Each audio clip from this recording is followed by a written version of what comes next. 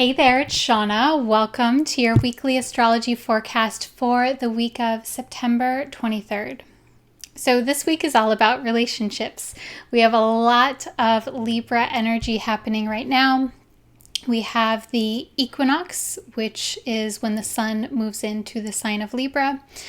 We have Venus in Libra square to Saturn, and then Mercury will square Pluto this week. We also have a new moon in the sign of Libra as well. So lots and lots of Libra energy. Libra is about relationships and one-on-one connections, beauty, aesthetics. So as always, I'm excited to share the astrology of this week with you. And then I have 3 tips for you to make the most out of this week.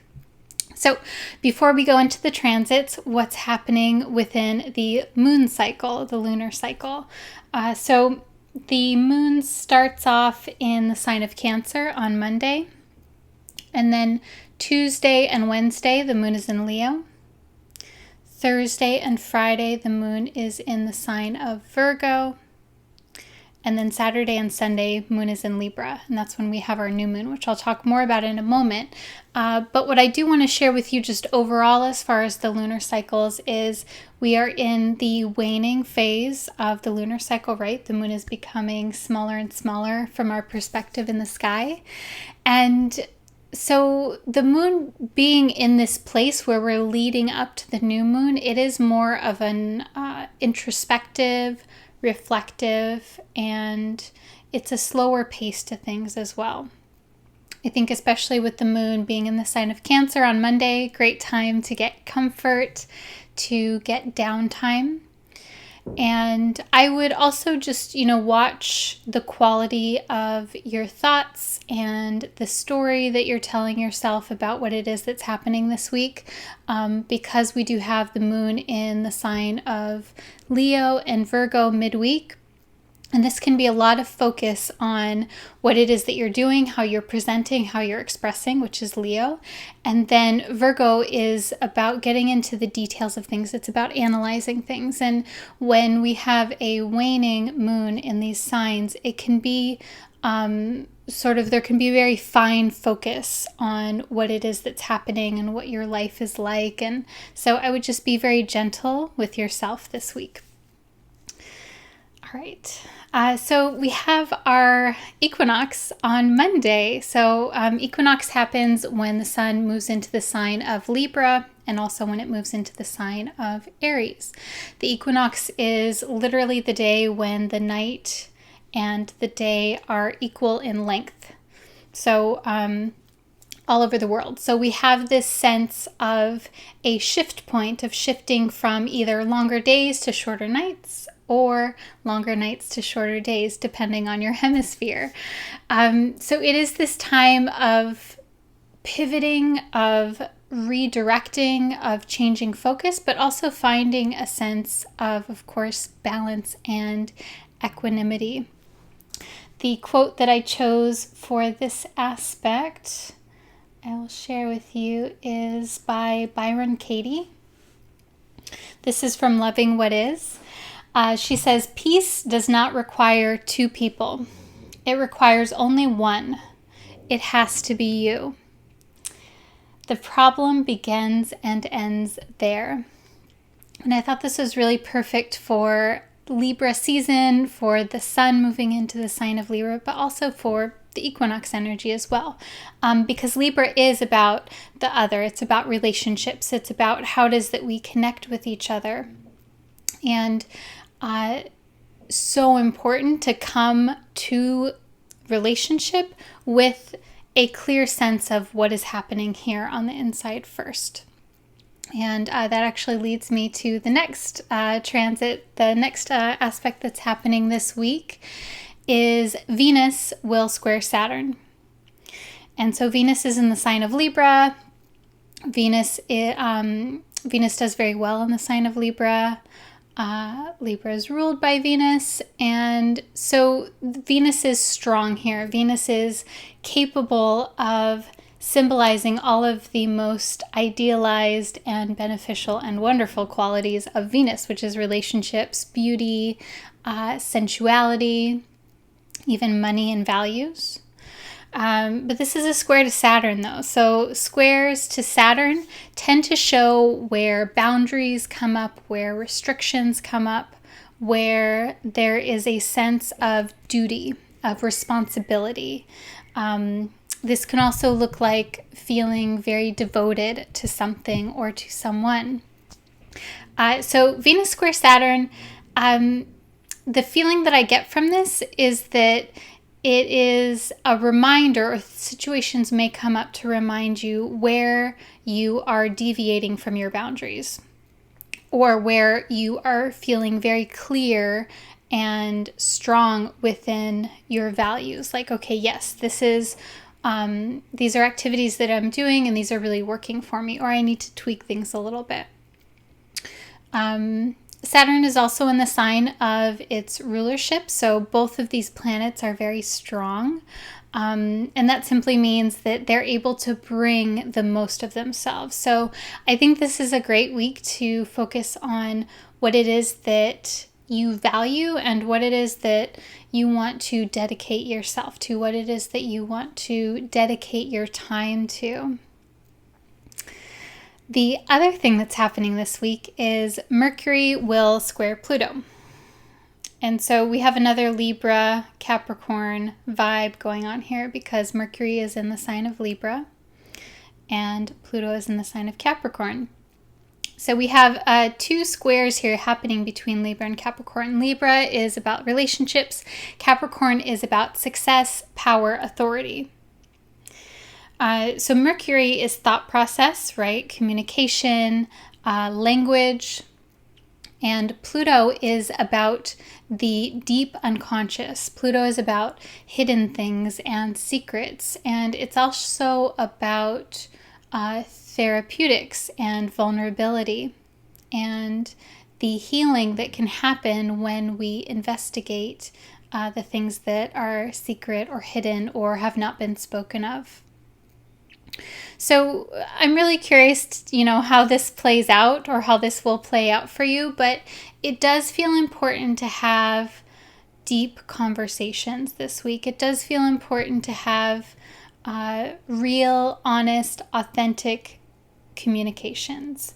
And that can be a little bit tricky because Mercury in the sign of Libra can be a little bit more passive or indirect with communication. There's a desire to keep everything smooth, to not make any waves with this placement.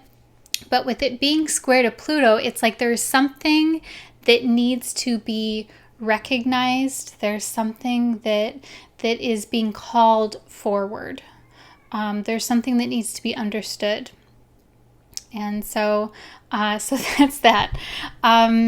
And I think, there could be a potential, I would watch what words are coming out of your mouth, watch what people are telling you, and it can be really tricky to kind of temper, okay, what is harmful versus what is healing. And I think that the trick to that is to stay very clear with what is true for you.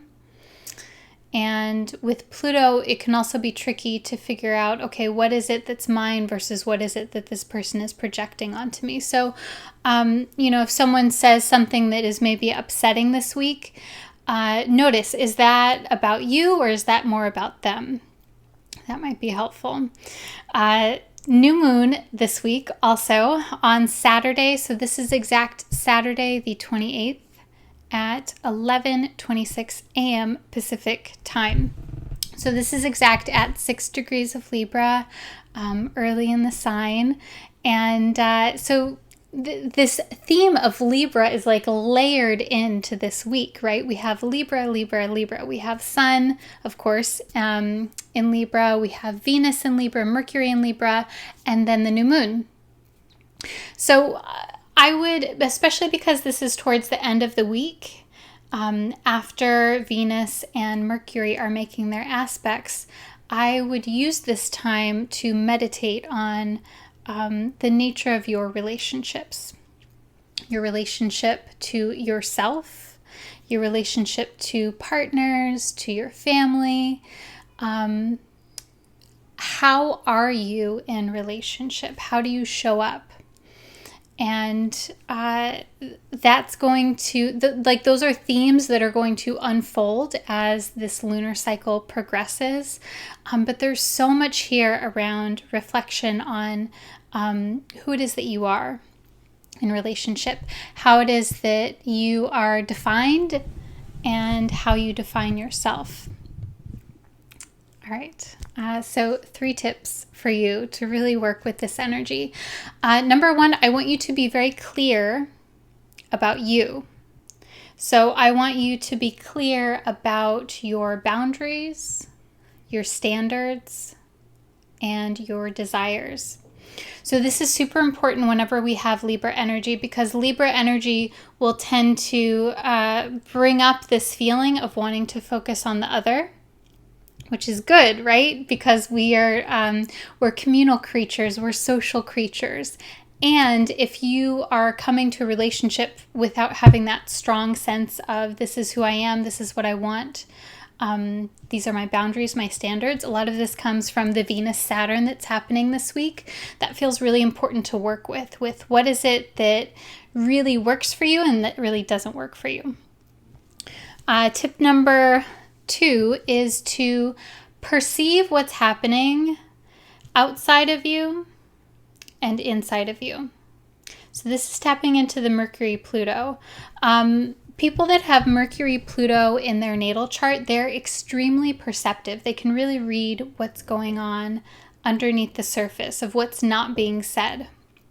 And a way to tap into this is to notice what is it that's happening around you? Like, what are the unspoken messages, and how are you responding to that? How are you emotionally reacting? And then, what do you want to do with that? I think that this can be a really great week to connect with unconscious thought patterns, like those automatic stories that come up as you're going through the world. Mercury-Pluto is really great for that. So definitely pay attention, perceive what's happening outside and inside. Tip number 3 is to stay present with your experience. So this is kind of like an elaboration on the perception is, okay, what's happening? Are you feeling at any point this week any kind of frustration or fear or anxiety? And then how can you be with that, even if it's just for a few seconds this week? I think this is really helpful, especially when we have Venus-Saturn, because Saturn can bring up challenges, and it can bring up situations where we feel like we're powerless. The thing is, when you are able to sit with an experience, it actually brings you more power within it, because you're not trying to run away from it or push it away. It actually becomes integrated, I guess is a better way to say it. So that's tip number 3, to stay present with what you're experiencing this week as much as you can. All right, so let's pull some tarot cards to give you a little bit more specific guidance. So I will pull 3 cards, and these can be general for the week, or you can ask a question, something that you want to know about.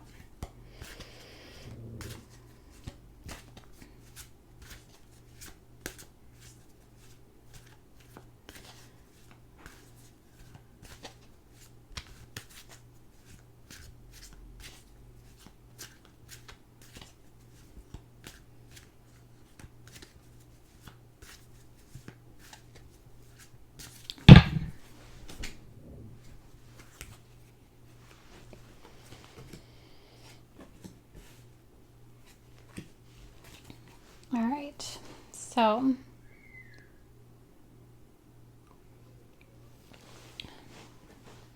I pulled some interesting ones here. And then I'm going to pull an Isis card too, just for fun. All right, so 10 of Pentacles, card number 1, upright.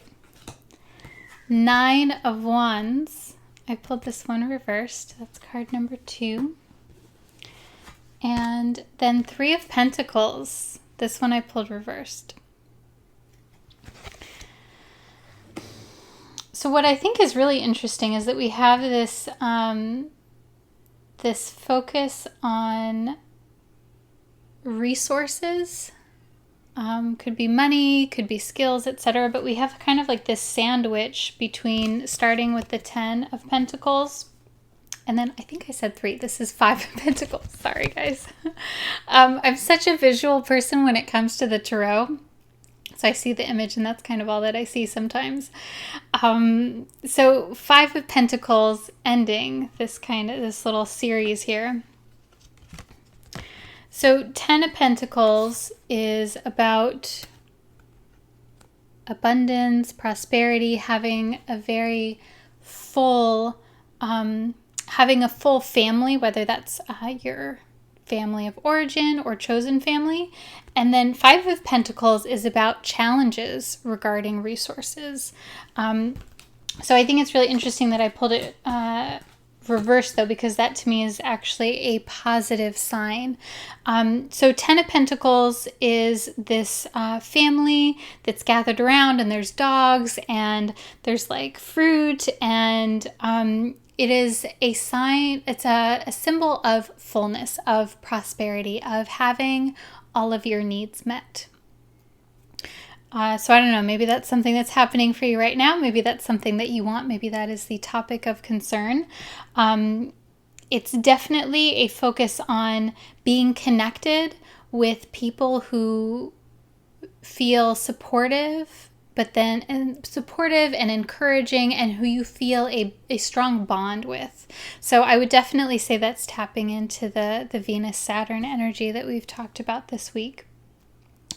The 9 of Wands is where things are kind of challenging. There is a feeling of like you've been through a lot, and there's still a little bit more that you got to get through, but you got to hang in there. And this kind of like tending to your wounds, to your battle scars, is kind of the feeling that I get with this. So I would say maybe, this is around wanting that full, abundant, prosperous, and even just emotionally supportive life. And there's a little bit of work that needs to be done. I don't even really like using that word, but maybe there's some things to get through in order to work through that. Maybe that is working with boundaries. Maybe that is saying what you want. Maybe that is, just working on connecting to yourself as well. And then the 5 of Pentacles. So this, when it's upright, it is a symbol of being sort of like feeling bankrupt in a way, feeling like there is a sense of loss, and like there is a sense of kind of hitting bottom. That can be emotionally, mentally, monetarily, spiritually, etc. But it's also a symbol of spiritual resilience. And it's a symbol that when you feel most down on your luck, that there is actually something inside of you that is stronger than any bank account or physical resource could provide you. For me, when I get this reversed, this tells me that that the challenges have come and things are going to continue to become better. That there has been a hardship, and that's been worked through. So kind of, I'm realizing it sounds kind of like a heavy week. I hope it's not, too off-putting, but I'm curious how those resonate with you. Let me know if there's maybe one card or the whole thing, the whole storyline that resonates. And then I felt like this week pulling an Isis Oracle card. So I pulled the Divine Sunchild. Blessings of the sun flow to you now. It is time to allow your life to flourish. Without limits. Let your light burn bright without veil, just like the midsummer sun burning without contest in the Egyptian desert. It is your time to shine bright. All right, so I love that for Sun moving into Libra. That feels very appropriate. And that is all for this week. I am wishing you a super wonderful week. Thank you to those of you who have purchased the Moon Journal, the 2019 Quarterly Moon Journal. I am super stoked for you to get it, or for those of you that have already received it. If you are interested in ordering that, you can find that on my Etsy. I'll have the link down below. It's etsy.com/shop/neofeminine astrology. It's got, for October through December, a specific description of all of the lunar cycles, tips and quotes, and it has a weekly planner. It also has some really cool cheat sheets regarding the aspects and the rulerships and planetary symbols, all that good stuff. So again, thank you to those of you who have already ordered it. I'm super excited for you to enjoy it, and I'm wishing you a wonderful week. I'll talk to you soon. Namaste.